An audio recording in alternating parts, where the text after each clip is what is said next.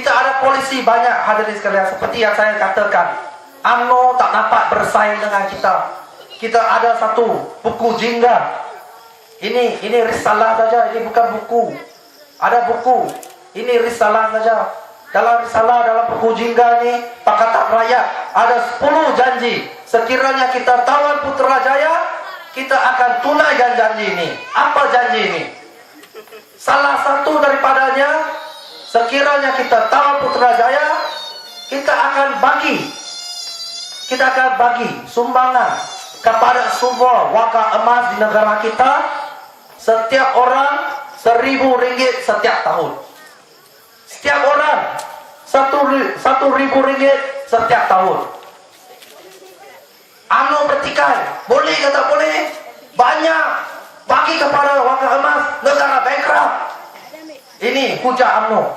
Kita kata negeri Pulau Pinang satu negeri kecil saja, apa pun tak ada. Negeri Sarawak ada minyak banyak, betul tak? Pulau Pinang ada minyak tak? Tak ada. Minyak urut ada tak? Itu apa pun tak ada. Dia pun boleh bagi warga emas setiap orang RM100 setiap tahun. Negeri kecil pun kita boleh jimatkan wang untuk warga emas. Apatah lagi Putrajaya kita tawar. Itu kita boleh janji. Salah satu daripada janji kita apa? Kita akan memberikan imbuhan tambahan gaji RM500 kepada setiap orang guru. Setiap orang guru. Tuan-tuan dan puan-puan sekalian, bukan macam UMNO Barisan Nasional, hanya 2,000 orang yang dapat kenaikan gaji. Kita kata sekiranya kita tawan Putrajaya, kita jadi kerajaan pusat, setiap orang kita naik gaji RM500. Setiap orang guru. Hadirin sekalian, UMNO kata apa? UMNO kata tak boleh. Kita bagi kenaikan gaji kepada guru, negara kita bankrupt, muflis, habis, hancur macam UMNO. Hadirin sekalian, dia kata kita hancur. Tanya dia statistik, berapa orang guru ada di dalam negara kita? Berapa orang guru? Lebih kurang 400.000. Jika kita bagi 500 gaji bulanan, kenaikan gaji bulanan RM500, berapa kita kena belanja? Kita perlu belanja RM3.2 bilion. 3.200 juta ringgit. 3.2 bilion. Banyak tak? Banyak. Tapi mampu tak? Mampu. Kenapa? Kerana mengikut laporan Ketua Audit Negara, Auditor General Report. Ini report tidak ditulis oleh YB Khalid Samad, tidak ditulis oleh saya Carlikan, tidak ditulis oleh Datuk Seri Anwar Ibrahim ataupun Tok Guru Hadiawan ataupun Niki Siap, tidak. Ini ditulis oleh Ketua Audit Negara. Ketua Audit Negara dilantik oleh Yang di-Pertuan Agong. Hadirin sekalian, untuk apa? Untuk audit semua akaun negara kita. Laporan Ketua Audit Negara kata, kerajaan kita kerana ketirisan, kerana kebodohan, dia tak guna kebodohan lah, dia guna ketidakcekapan menguruskan kewangan negara kita. Setiap tahun kita ada ketirisan sebanyak 28 bilion ringgit. 28 bilion setiap tahun ketirisan. Itu wang bakar saja 28 bilion ringgit. So sekiranya kita jadi kerajaan, tak ada ketirisan, tak ada rasuah, 28 bilion itu kita ambil 3.2 bilion untuk guru-guru. Boleh ke tidak? Boleh ke tidak? Boleh. Kenapa tak boleh? Yang kata tak boleh itu orang-orang UMNO, orang atasan UMNO. Hadirin sekalian, saya tahu di sini ramai orang-orang ahli-ahli UMNO. Ahli-ahli UMNO ramai. Saya nak bagi tahu satu fakta. Ini orang-orang UMNO, orang-orang atasan saja yang dia jaga. Hingga dia jaga juga. Dia ada dapat gaji berapa ribu? Berapa ratus ribu satu bulan. Yang sorok di belakang pokok-pokok tu. Tuan-tuan dan puan-puan, sudahlah. Saya bagi tahu satu contoh. Apabila ini Taib Mahmud, Ketua Menteri Sarawak, kawin dengan isteri dari Lubnan, dia ada satu majlis Walimatu Urus, dia buat di Sarawak. Najib dengan Rosma Mansor naik jet, private jet, kapal terbang khas untuk Perdana Menteri. Ini dua orang naik pergi ke Sarawak. Selepas menghadiri majlis kenduri kahwin Taib Mahmud, Najib ada urusan lain. Rosma Mansor naik kapal terbang jet yang khas untuk Perdana Menteri, terbang dari Sarawak pergi ke Oman, Jordan.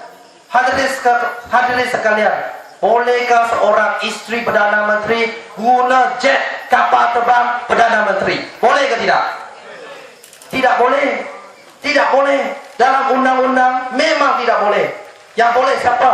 Yang boleh naik jet kapal terbang, yang boleh raja-raja, yang boleh Perdana Menteri, yang boleh timbalan Perdana Menteri, yang boleh Menteri Pertahanan. 4 sahaja. Hadirin sekalian, Rosma Mansor naik dari Sarawak pergi ke Jordan.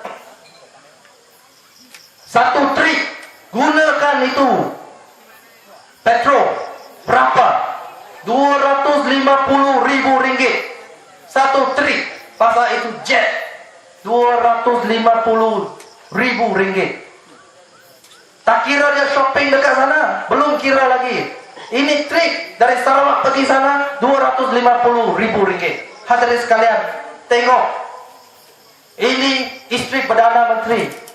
Ada satu lagi, Pendahari UMNO Negeri Selangor, Tan Sri Rozali Ismail, sudah jadi orang terkenal. Kerana apa? Bukan kerana dia Pendahari Selangor, Pendahari UMNO Selangor, kerana dia adalah CEO kepada Syabas.